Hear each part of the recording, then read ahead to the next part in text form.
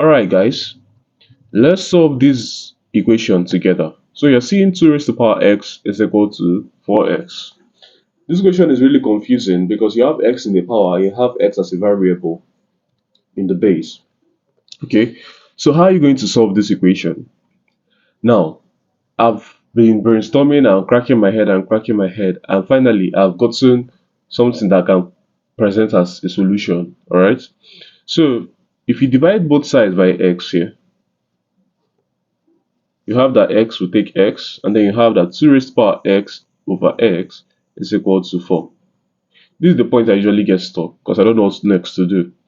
But recall that you can change 4. So I can decide to express 4 as 16 divided by 4, right? Because 16 over 4 is 4. Do you agree with me? Now here we have 2 raised to the power x over x to be equal to 16 divided by 4.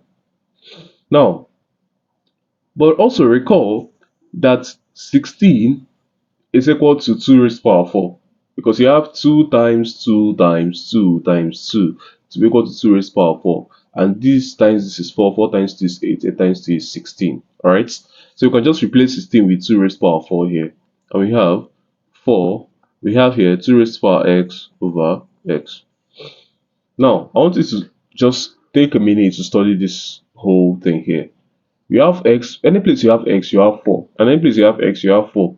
And 2 is constant on both sides. So 2 is constant, okay? And then look at the x, 4, x, 4.